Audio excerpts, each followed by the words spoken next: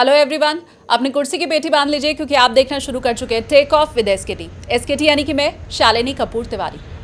इस बार गर्मियों में पारा 50 डिग्री पार कर जाएगा। सुपर अल्नीनो आ रहा है जो न सिर्फ भारत बल्कि पूरे विश्व के तापमान को और बढ़ाने वाला है।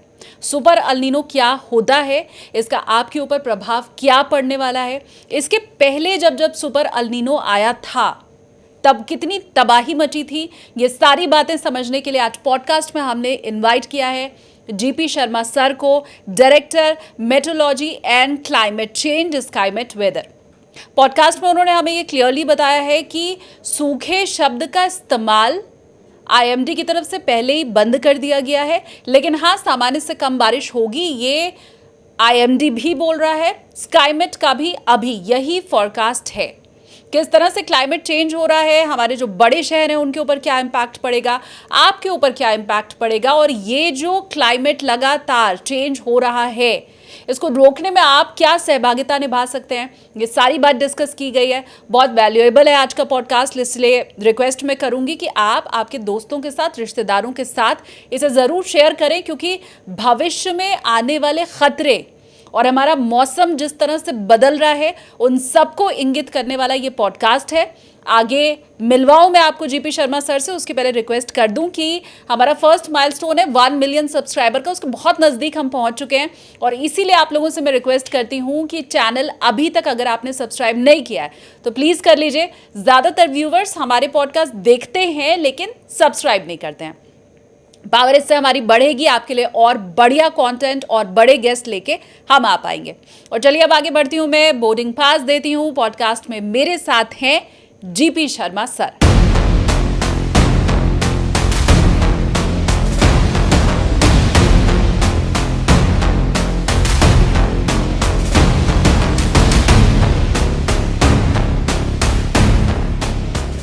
बहुत स्वागत है सर आपका।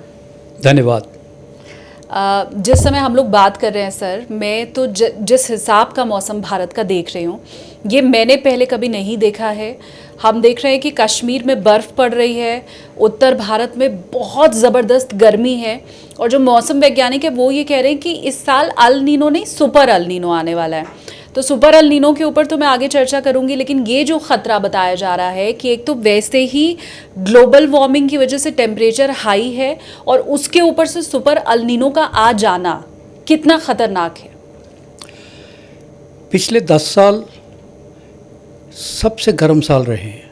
कहने का मतलब है गर्मी में कमी नहीं आ रही है, एक के बाद एक। हालांकि सबसे गर्म साल तो 2024 ही है।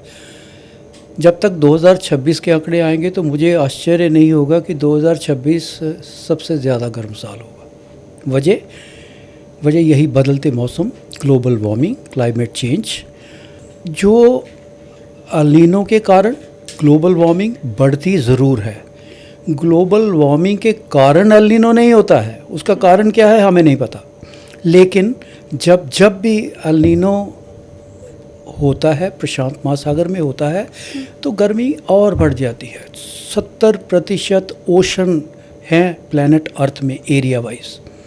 उसमें सबसे बड़ा ओशन जो है वो पैसिफिक ओशन है, प्रशांत महासागर। और आप देखिए लाखों स्क्वायर किलोमीटर का एरिया है जिसमें तापमान बढ़ता है, और उसका असर फिर हमें ग्लोबल टेम्परेचर जो है उसमें भी देखने को मिलता है। और इसलिए हमेशा आम तौर पर ऐसे देखा गया है कि जो भी अल नीनो वाले साल होंगे गर्म भी होंगे, ख़तरा केवल उसी साल तक नहीं रहता, अगले साल तक चला जाता है। उसका कारण दूसरा है, क्योंकि जब समुद्र का पानी अगर गर्म होता है तो पानी की एक टेंडेंसी है कि गर्म भी जल्दी हो जाता है, होने के बाद उसको उससे ठंडा नहीं होता है। और इसी तरह गर्म जो हीट है रिटेन करना लंबे समय तक चलता है। मेमोरी कहते हैं पानी की बहुत ज़्यादा लंबी होती है, चाहे वो ठंडक की करिए चाहे वो गर्मी की कहिए। तो इसलिए अगर वो तापमान बढ़ जाते हैं उसके, वो अगले साल तक भी चलेंगे। कम से कम अगले साल 3-4 महीने तक तो आप लेके चलिए कि 2027 के भी जो शुरुआती दिन होंगे गर्म होंगे। तो 2026 तो मेरे अनुमान के हिसाब से शायद सबसे गर्म साल की गिनती में आएगा। और उसके बाद हमें ट्रैक रखना पड़ेगा 2027 का, इसी वजह से जो 2026 की बता रहे हैं। तो ये ग्लोबल चेंजेस जो हो रहे हैं या क्लाइमेटिक पैटर्न जो चेंज हो रहे हैं, एल नीनो एक वजह होती है जिसमें हम कहते हैं केओटिक वेदर पैटर्न। बहुत जगह फ्लड्स, डिल्यूज और बहुत जगह ड्राउट्स।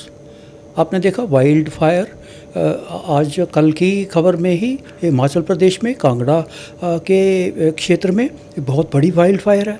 क्यों हो जाती है, क्यों आती है? यही कारण है, क्योंकि जितने तापमान बढ़ते हैं उसके कारण जो भी पेड़ पौधे जो है उन पे भी असर होता है, और उसके कारण ही तो मैं अभी ये बता रहा था, इसके कारण वाइल्ड फायर्स भी हैं, फ्लड्स भी हैं, डिल्यूज भी है, सूखा भी है, हीट वेव भी है, एक्सट्रीम वेव हीट भी है, हाई इम्पैक्ट वेदर इवेंट बढ़ जाती हैं।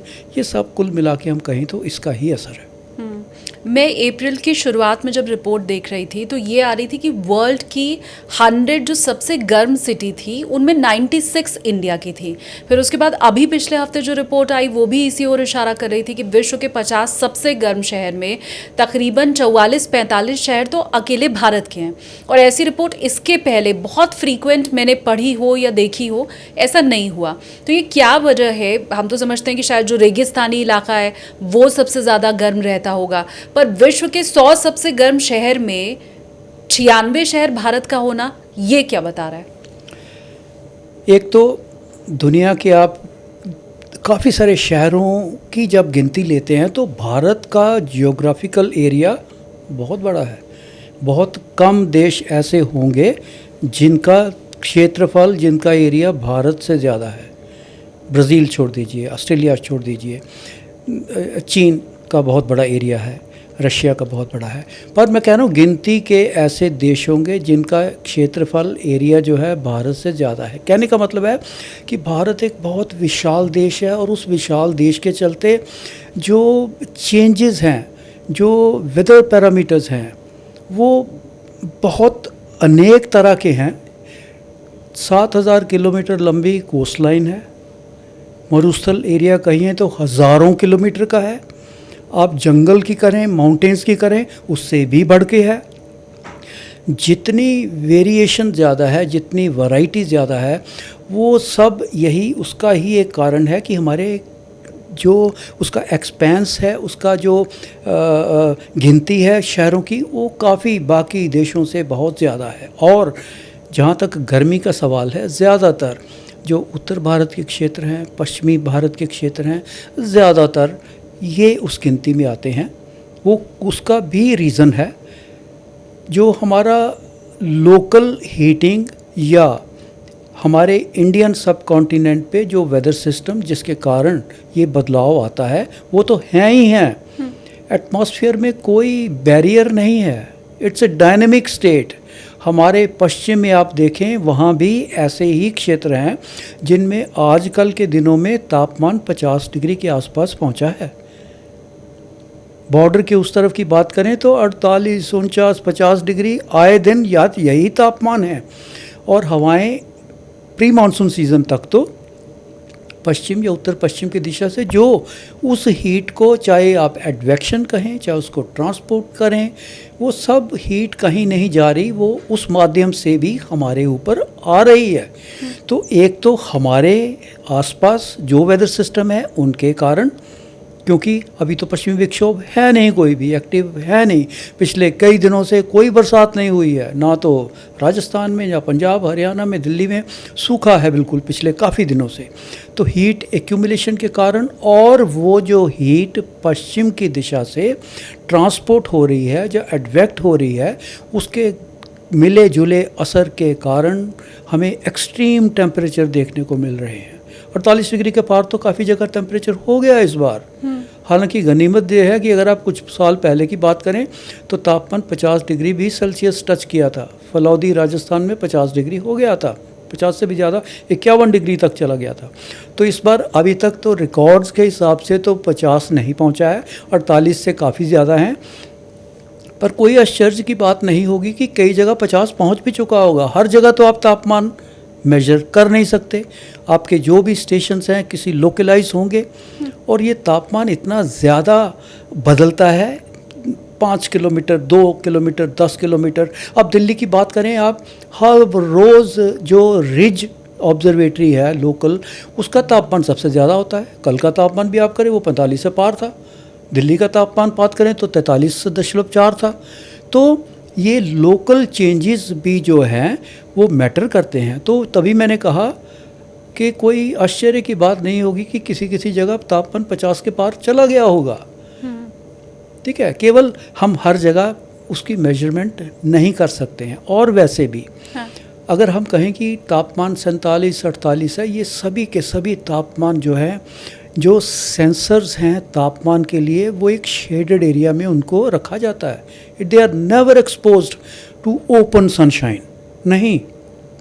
तो उसमें जब रखेंगे उनको, ऑब्जर्वेटरी जिसको हम कहते हैं, तो वहाँ तापमान जो एक्चुअल है उससे कम होता है उसके अंदर।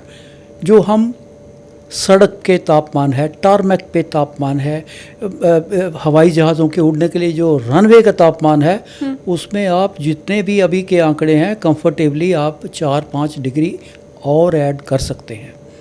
कहने का ये मतलब है कि आजकल के दिनों में तापमान लगभग 50 डिग्री या उसके पार बहुत से ज़्यादा बहुत बड़े क्षेत्र में है, जिसमें कि पश्चिमी और उत्तरी भारत के साथ साथ इवन मध्यवर्ती भागों में भी। विशेषकर इस पे बात करूं तो मैं राजस्थान का एरिया, गुजरात एरिया और दिल्ली में भी बहुत काफ़ी सारी गर्मी पड़ रही है अब तो। और उसके साथ चलते चलते जो मध्यवर्ती भागों में जो महाराष्ट्र का एरिया है, जिसमें विदर्भ और मराठवाड़ा के क्षेत्र, विशेषकर ये दो जो सब डिवीज़न है, इनमें तापमान ज़्यादा बढ़ता है। कारण उसके लोकलाइज हैं, किसी जगह कम किसी जगह ज़्यादा। इसीलिए होता है कि लोकल कंडीशंस ऐसी हैं जिससे उन कुछ जगहों का तापमान अपने अगल बगल के क्षेत्रों से या सिटीज़ से ज़्यादा रहता है। और ऐसा आजकल हो भी रहा है और ऐसा होता भी रहेगा जब तक कि मानसून नहीं आ जाता अभी उन सभी जगहों पे। तो अभी हमें इसी तरह के तापमान मिलेंगे भी, और हमें इसके साथ जूझना पड़ेगा आने वाले दिनों में। लेकिन क्या भविष्य के लिए हमें ऐसे तैयार होने की ज़रूरत है कि अभी तो 100 सबसे गर्म शहरों में 96 भारत के शहर हैं, इन फ्यूचर हम ये सुनेंगे कि विश्व के 100 सबसे गर्म शहर और वो 100 के 100 भारत में, ये स्थिति आ सकती है? देखिए, नकारा तो किसी भी चीज़ को नहीं जा सकता, ठीक है। ये सब कुछ जो जितने बढ़े हुए तापमान है, इनको कंट्रोल करने के लिए एक विशेष तरह के मेजर्स चाहिए, ठीक है। जब तक वो नहीं अडॉप्ट किए जाएंगे तो हमें क्या करना है कि जितनी जो आजकल गर्मी चल रही है, या तो इसको हम अडॉप्ट कर लें, उसको मिटिगेट करने के किस तरह कर सकते हैं उसको उसके तरीके ढूंढें, रेजिलियंस जो है उसको बिल्डअप करें। बाकी अदरवाइज़ जो जिस तरह के तापमान बढ़ते जा रहे हैं, मुझे नहीं लगता कि आने वाले समय में भी इसमें किसी तरह का बदलाव आएगा, क्योंकि ऐसे कोई भी मेजर तो हम नहीं ले रहे, कुछ भी ऐसा। और इस सब के चलते, क्योंकि हमारे अगल बगल में भी, पड़ोस में भी, किसी की पश्चिम की बात करें, पूर्व की बात करें, ऐसी ही परिस्थितियां वहाँ भी बनी हुई हैं। तो उसके चलते हमें इन सब चीज़ों से, बढ़े हुए तापमानों से आने वाले समय में भी जूझना पड़ेगा इसके लिए। और कोई विशेष आश्चर्य की बात नहीं कि अगर सभी के सभी जो सिटीज़ हैं, जो टॉप जो हॉट जो सिटीज़ होंगे वो भारत में होंगे, ऐसा बिल्कुल ये हो सकता है, क्यों नहीं हो सकता, ज़रूर हो सकता है। मैं सुपर अल नीनो भी आपसे समझना चाहती हूँ सर, सुपर अल नीनो क्या होता है? क्योंकि जब मैं रिपोर्ट देख रही थी तो मैंने ये पाया कि इसके पहले सुपर अल नीनो शायद 2015 में आया था, 1998-99 का कहीं जिक्र था, कहीं 1875-78 की चर्चा थी, और उसमें ये बताया गया था कि जब सुपर अल नीनो आया तो बड़ा अकाल पड़ा था, बारिश हुई ही नहीं थी, सूखे जैसी स्थिति थी। तो रिपोर्ट जब पहले ये इंगित करती है कि उस साल तो सूखा था, अकाल था, बारिश हुई ही नहीं, तो फिर डर लगने लगता है 2026 के लिए। पहले तो ये बताइए सुपर एल नीनो होता क्या है?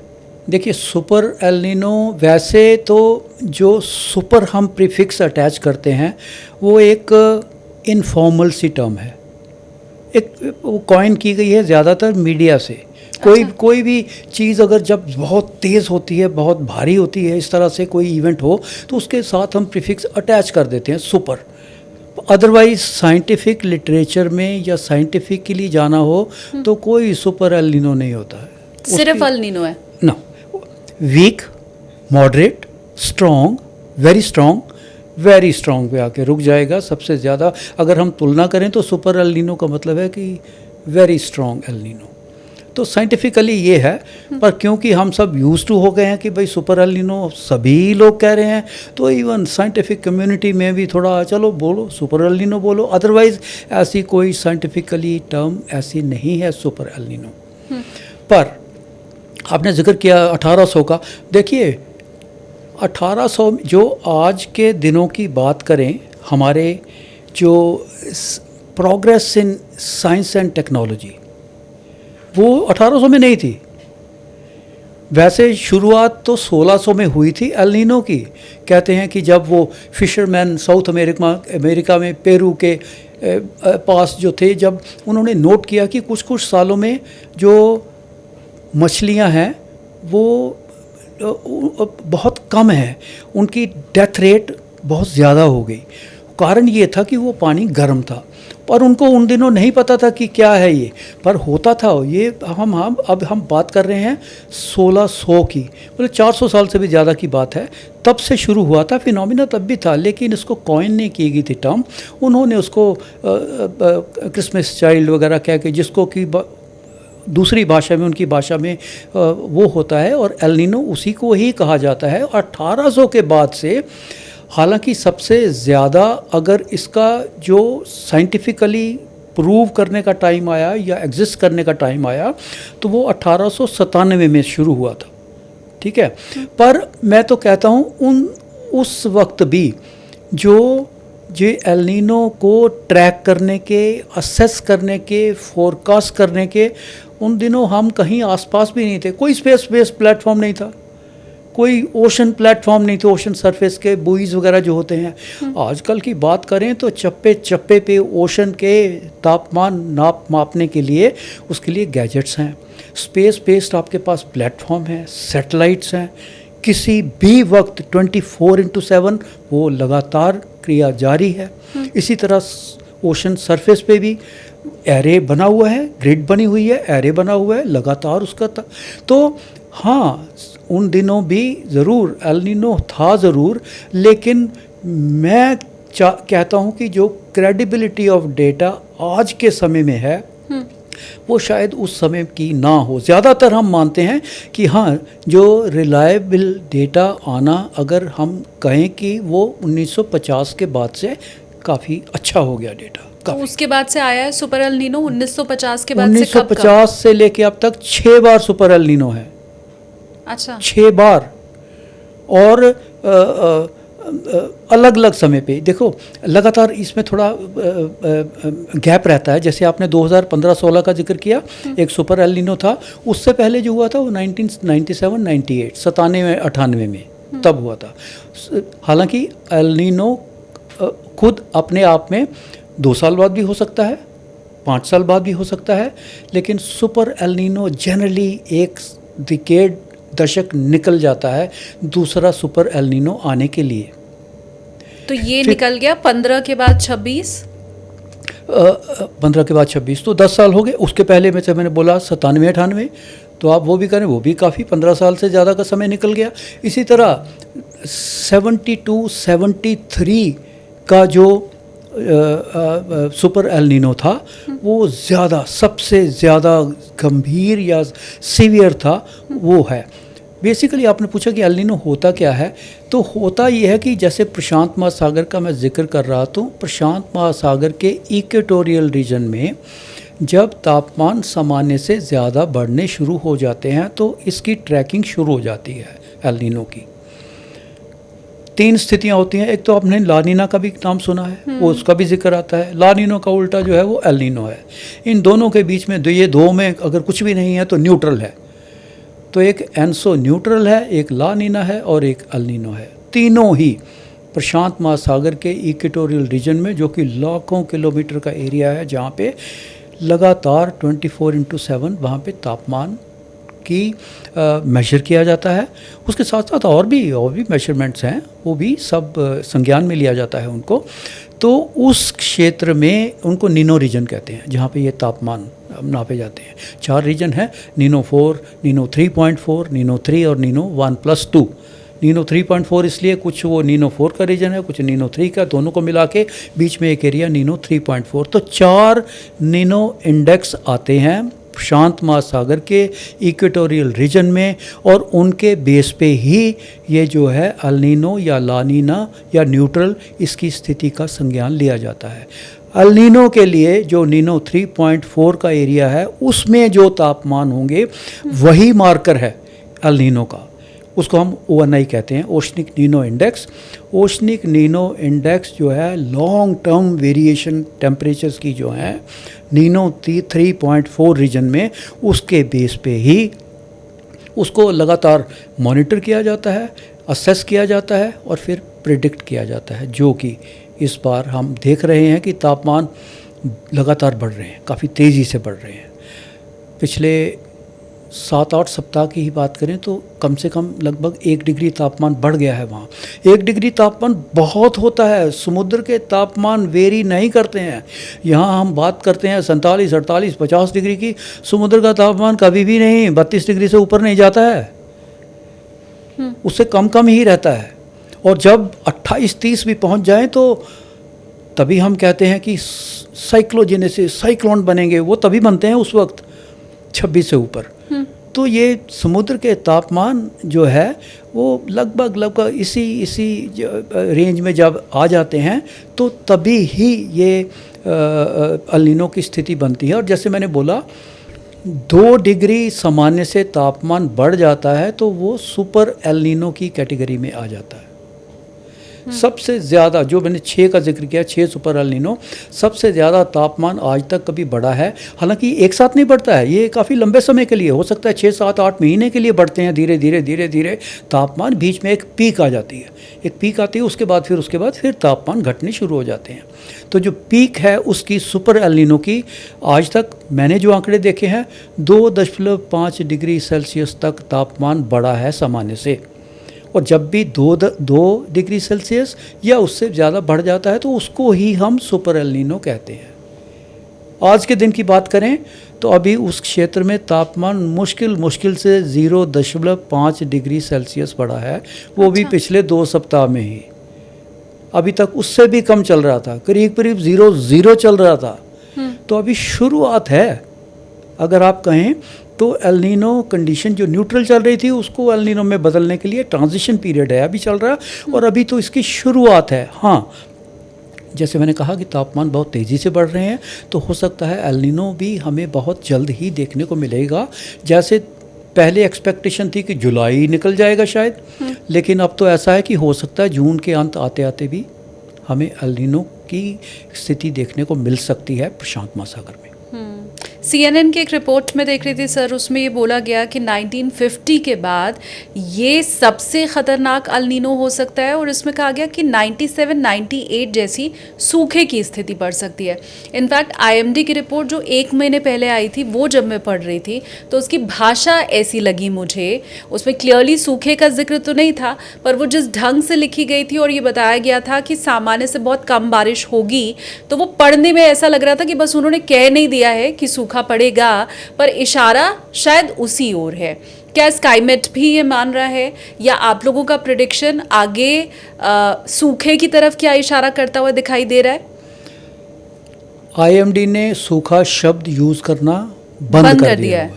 There is nothing like drought.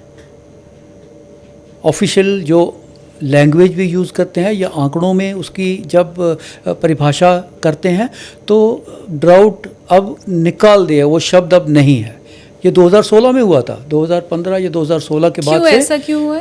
उन्होंने सोचा कि भाई मेट्रोलॉजिकली, एक तो देखिए ड्राउट शब्द जो है तो बहुत ख़तरनाक टाइप। जब हम ड्राउट करते हैं तो सब के सब एक बार सचेत से हो जाते कि पता नहीं क्या होने वाला है। हाँ। हो सकता है वो भी रीज़न हो, लेकिन वो कहते हैं कि ये हमारा जो सूखा है वो IMD की तरफ से ना हो कि वो टर्मिनोलॉजी कोई दूसरा और कोई सेक्टर यूज़ कर सकता है। एग्रीकल्चर मिनिस्ट्री की बात करें तो हो सकता है, IMD एग्रीकल्चर मिनिस्ट्री नहीं है, वो ministry of earth and sciences है। तो हो सकता है कोई वाटर रिसोर्सेज वाली को मिनिस्ट्री हो सकता है वो सूखे का यूज़ करें, एग्रीकल्चर वाले यूज़ करें। तो IMD ने अपनी तरफ से उन्होंने कहा कि हम एजेंसी नहीं है कि ऑथोराइज की जो हम सूखे का शब्द का यूज़ करें, ड्राउट का यूज़ करें। हालांकि 2015 से पहले होता था, बाकायदा होता था। जब भी मानसून का रेनफॉल, सीजनल रेनफॉल, उसमें 10% से ज़्यादा की कमी आती थी तो उसको ड्राउट कहा जाता था। हम तो आजकल भी यूज़ करते हैं स्काईपेंट में, तो हम उसको फ्रीक्वेंटली, क्योंकि वही मापदंड है। कहने में कोई हर्ज नहीं है, जब है कमी रेनफॉल में तो चाहे वो सूखा कहें, चाहे हम IMD जैसे डेफिसिट कहता है, डेफिसिट रहेगा। तो ड्राउट को टर्म को यूज़ कर दिया, रिप्लेस कर दिया है डेफिसिट से, ठीक है। पर हम लगातार हम अपनी फोरकास्ट जब देते हैं उसमें लिखते हैं कि ड्राउट टाइट कंडीशन रहेंगी, ऐसा हो सकता है। बाकी आपने कहा कि पिछले जब कुछ सालों में उनकी जो रिपोर्ट है कि जो पिछला वाला जो एल नीनो है, हो सकता है ये उससे स्ट्रॉन्ग हो, बाकायदा उसके चांस बने। मैंने आपको बताया कि अभी तक का जो जितने El Nino, super El Nino बने हैं, सबसे अधिकतम तापमान 2.5 डिग्री सामान्य से ज़्यादा रहा है। तो इस वाले में हो सकता है ऐसा संभावना हो कि वो 2.5 से ऊपर चला जाए। हालांकि तापमान का और उसका डायरेक्ट रिलेशनशिप रेनफॉल के साथ कुछ नहीं है। अच्छा, नहीं है। सुपर एल नीनो 2.5, अगर एक हमारे पास आंकड़े हैं, 2.5 डिग्री का तापमान जो था वो हुआ था 82-83 में।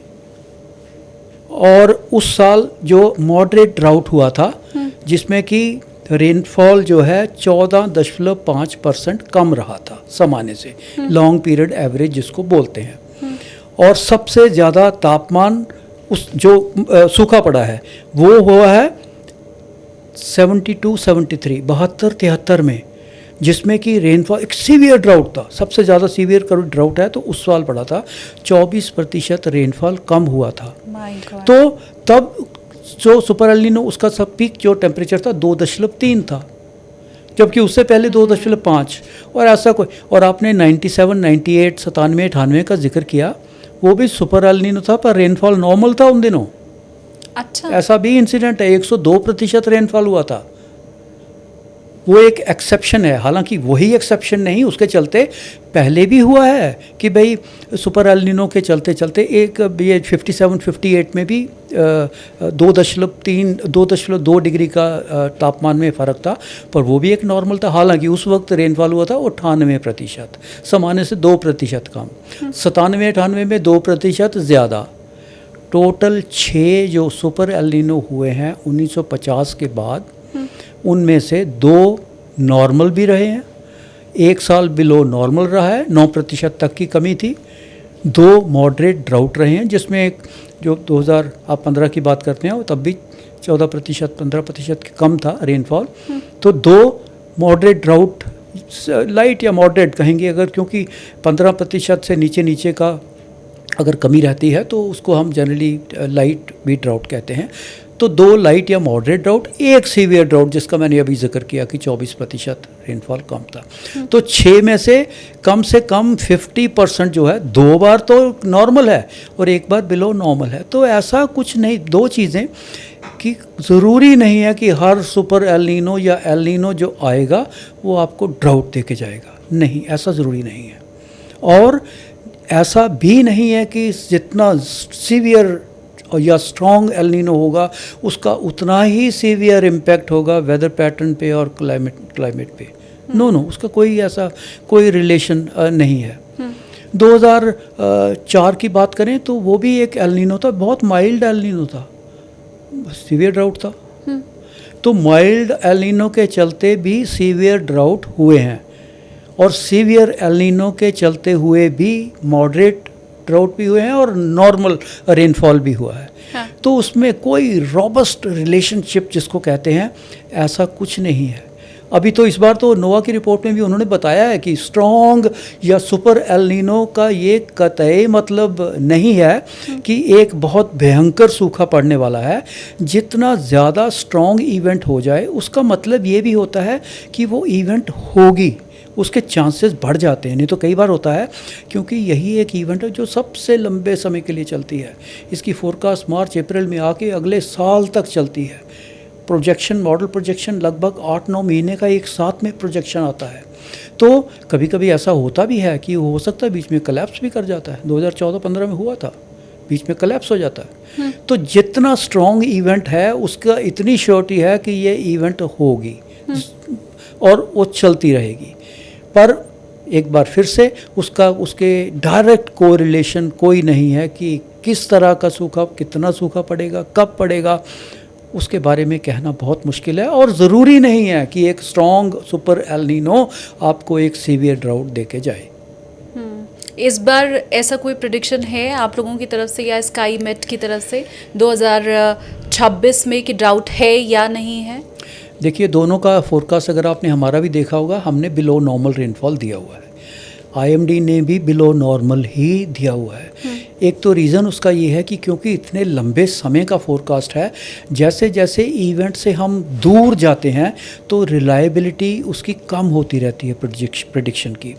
जी, जो इवेंट के पास जितने हैं उतना ही एक्यूरेसी ज़्यादा रहेगी, प्रिसिशन फोरकास्ट उसमें ज़्यादा आएगा, और जैसे जैसे उससे दूर जाएंगे तो वो बढ़ता रहेगा। तो स्काईमेट ने अभी हमने बिलो नॉर्मल का ही दिया हुआ है। बेसिकली हम अपनी तरफ से नहीं है कि ये तो एक साइंटिफिक प्रोसेस है, जो तभी तो अगर हमने बिलो नॉर्मल दिया है, आईएमडी ने भी बिलो नॉर्मल दिया है, और विशेषकर जो बाकी वर्ल्ड वाइड एजेंसी हैं, कोई भी तो नहीं बोल रहा कि सूखा पड़ने वाला है, ऐसा किसी ने नहीं कहा अभी तक। हाँ, बिलो नॉर्मल, सामान्य से कम बारिश ज़रूर होगी, ऐसा सभी कह रहे हैं।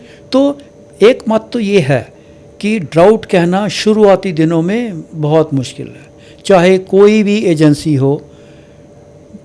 इंडिया मेट डिपार्टमेंट का 135 साल का इतिहास है, किसी एक साल में भी तो आपने सूखे की प्रेडिक्शन नहीं दी है। हुए तो बहुत हैं, किसी एक साल की भी नहीं दी है प्रेडिक्शन मानसून में, और ना ही स्काई मेट ने दी है। हम तो खैर 2012 से बाद ही इसमें आए हैं, तो सूखे थोड़े ही उनकी संख्या कम है, लेकिन क्योंकि इसकी कोरिलेशन उसके साथ इतना स्ट्रॉन्ग नहीं है ड्राउट के साथ कि भी पक्का ड्राउट होगा, वो कह पाना बहुत मुश्किल बात होती है। हाँ, अगर कोर्स करेक्शन देना है तो वो उसको वॉच करके जब शुरू हो जाता है सीज़न, तब उसकी परिस्थितियाँ देखी जाती हैं कि क्या है। अगर ज़रूरत पड़े कोर्स करेक्शन देने की तो तब दिया जाता है, क्योंकि केवल एल नीनो के ही दम पे सूखा या अच्छी वर्षा नहीं होती है। बहुत सारे और भी फैक्टर हैं जो उस वक्त उनका रोल बहुत प्रोमिनेंट हो जाता है। ठीक है, अगर वो हावी पड़ जाते हैं, हालांकि एल नीनो तो एक बहुत सिग्निफिकेंट, बहुत तगड़ा सा पैरामीटर है, उसको नकारना, उसको बिल्कुल उसका असर करना, कम कर देना तो बहुत मुश्किल बात होती है। लेकिन कुछ पैरामीटर ऐसे ज़रूर हैं जो कम से कम उसका जो इल इफ़ेक्ट्स हैं कुछ हद तक उसको एब्जॉर्ब कर सकते हैं। किया भी है, पिछले ऐसे केसेस हैं भी सही। हम आईओडी का टर्म का यूज़ करते हैं, इंडियन ओशन डायपोल। जिस तरह का एल नीनो में तापमान होते हैं प्रशांत महासागर में, इसी तरह ही हमारे इंडिया सब कॉन्टिनेंट के क्लोज़र होम जो इंडियन ओशन है, उसके दोनों तरफ जो है हमारा अरब सागर है, बंगाल की खाड़ी है। तो इसी तरह के जो चेंजेस अगर इंडियन ओशन में भी आते हैं, गर्म सर्द होता है, तो उसके ही बदलाव को हम इंडियन ओशन डायपोल कहते हैं। वो और एल नीनो दोनों ही, ये नहीं है कि आईओडी का इम्पोर्टेंस नहीं है, ज़्यादा एल नीनो की है ज़रूर, लेकिन आईओडी को आप नकार नहीं सकते। और कई बार ऐसा हुआ है कि आईओडी ने जाते जाते भी उसके इल इफेक्ट को एब्जॉर्ब किया, और जो एक भयंकर सूखा पड़ने वाला था अदरवाइज़, उसको कम करके बिलो नॉर्मल हो गया। ऐसा होता है और उसको नकारा नहीं जा सकता। पर जहाँ एल नीनो जो है, जैसे उसकी प्रेडिक्शन तो 6-7 महीने तक देते हैं, जो आईओडी है वो तो करीब 8 सप्ताह के बाद उसका रिलायबिलिटी नहीं होती है। तो इसलिए अभी के दिन में भी कहना कि वो मानसून में कैसा रहेगा, एक टेढ़ी खीर है। वो नहीं, उसकी प्रेडिक्शन इतनी हम कह भी दें अगर, हालांकि अवेलेबल है, फोरकास्ट है, और ऐसा फोरकास्ट है कि वो पॉजिटिव बने, पॉजिटिव आईओडी अच्छा होता है, वो इसके इल इफेक्ट को ख़त्म करता है, टैकल करता है। प्रेडिक्शन ऐसी ही है कि शुरुआती दिनों में न्यूट्रल रहेगा वो, और उसके बाद फिर वो भी पॉजिटिव बनना शुरू हो जाएगा। और हमेशा वैसे भी आप देखें रिलेशनशिप यही है, एल नीनो के साथ पॉजिटिव आईओडी होता है, ला नीना के साथ नेगेटिव आईओडी होता है। आप पिछले 50, 60, 70 साल का डेटा दे लें, हमने तो अपने वेबसाइट पे हम लिखते भी हैं, करते भी हैं, और सामने डाटा हमने दिया भी है। एल नीनो के साथ अगर नेगेटिव आईओडी हो जाए तो उससे तो ख़राब कोई बात हो ही नहीं सकती, then it is a catastrophic thing. अगर आईओडी नेगेटिव और एल नीनो है तो उससे बुरा तो और कोई कॉम्बिनेशन है नहीं, डेडली कॉम्बिनेशन, पर होता नहीं है। ज़्यादा से ज़्यादा 0-0 न्यूट्रल कंडीशंस, और ज़्यादातर वो पॉजिटिव बन जाता है, जिससे कि थोड़ा सा फ़र्क तो पड़ जाता है जो एल नीनो का असर है। ऐसा इस बार भी देखने को मिलेगा। एक और डेडली कॉम्बिनेशन बन रहा है, वो ये है कि महंगाई विश्व में वैसे ही बढ़ती हुई दिखाई दे रही है, अमेरिका ईरान जंग के चलते। अभी मेरी बात हो रही थी इकोनॉमिस्ट अरुण कुमार सर से, तो उन्होंने इस ओर इशारा किया, क्योंकि मीडिया में सिर्फ जिक्र सुपर अल नीनो का ही है, और सुपर अल नीनो अगर बना तो बारिश कम होगी, आम आदमी इतना ही जानता है।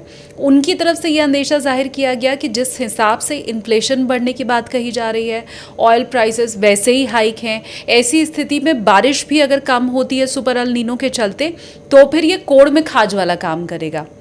तो आप अगर हमें थोड़ा समझाएं कि सामान्य से कम बारिश का अनुमान आईएमडी की तरफ से भी जाहिर किया गया है, सामान्य से कम बारिश का अनुमान अगर स्काईमेट भी जाहिर कर रहा है, तो क्या इससे कृषि में कोई बहुत बड़े संकट की ओर ये इशारा तो नहीं कर रहा, और क्या उससे फसलों के ऊपर बहुत ज़्यादा नुकसान क्या पड़ने वाला है?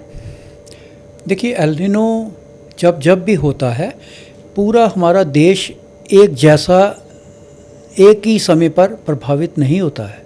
उसके फेवरेट पॉकेट्स हैं जिसमें वो स्ट्राइक करता है ज़्यादा, जिसमें कि देश के जो मध्यवर्ती भाग हैं उसमें, जैसे महाराष्ट्र एक बहुत बड़ा एरिया है, गुजरात, राजस्थान, महाराष्ट्र, उसके साथ लगी छठे हुए क्षेत्र, इवन मध्य प्रदेश तक भी उसका बहुत ज़्यादा तगड़ा असर होता है, बहुत स्ट्रॉन्ग इफेक्ट होता है उसका।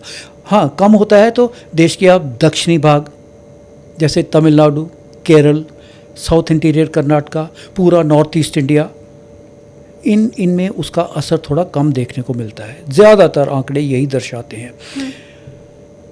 तो ये जो क्षेत्र जिनका मैंने जिक्र किया, महाराष्ट्र, गुजरात, महाराष्ट्र का, गुजरात का, इवन मध्य प्रदेश, ये रेन फेड जोन है। अनलाइक जैसे आप नॉर्थ में पंजाब की बात करें, हरियाणा की बात करें, ये इनके पास काफ़ी साधन हैं सिंचाई के, ओके, इरिगेशन के, ये दे आर रिसोर्सफुल।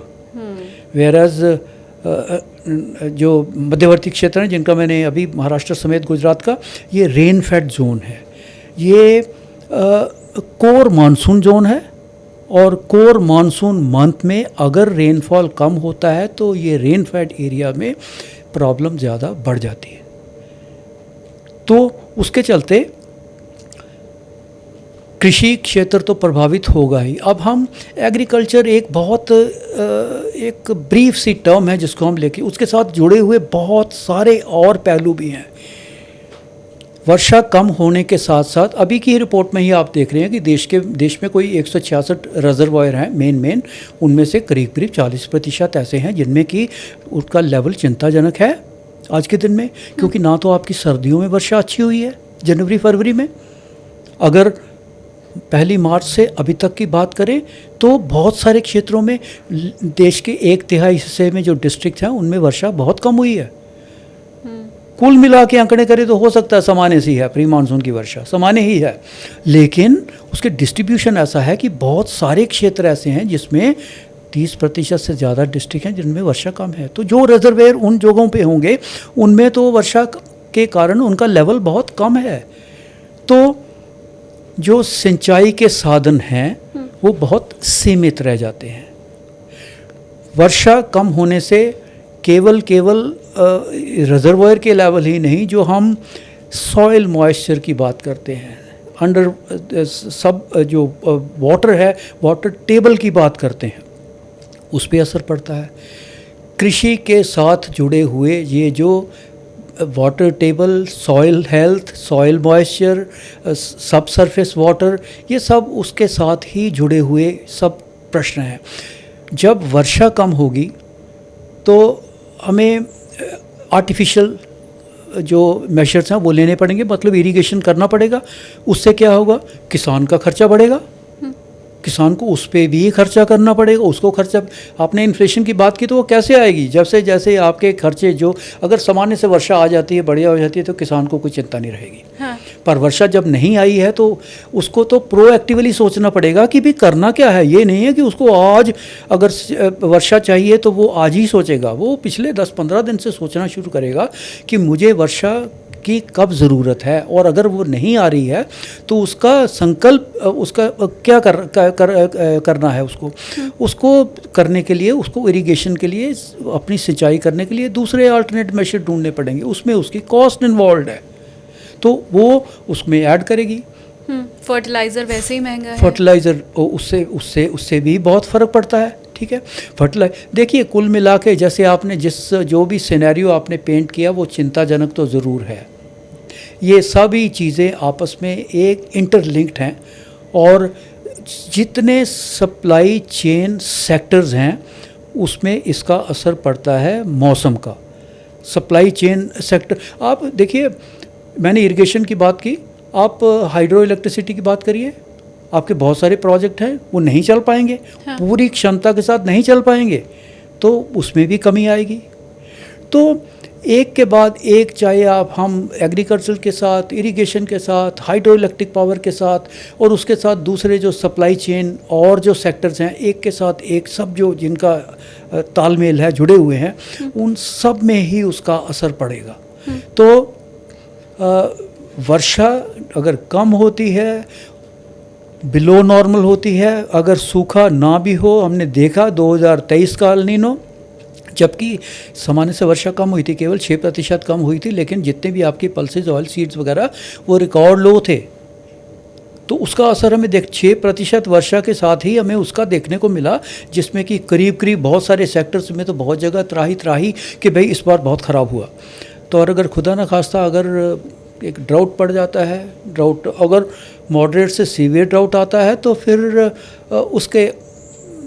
उसका असर तो बहुत समय तक भी चलता है, और बहुत दुष्प्रभाव बहुत समय तक रहता है, और भारी असर पड़ेगा उसका। हमें कीप आवर फिंगर्स क्रॉस्ड। अभी क्योंकि समय भी है, ज़रूरी नहीं है, फिर भी मैं कहता हूँ कि ज़रूरी नहीं है कि सुपर एल नीनो है तो एक भयंकर सूखा ही पड़ने वाला है।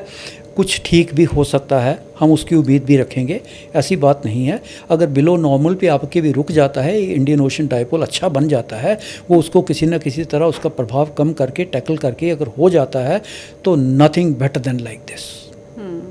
मैं भी ऐसी उम्मीद करती हूँ, क्योंकि वो किसान भाइयों के लिए भी अच्छा रहेगा, हम सब के लिए अच्छा रहेगा।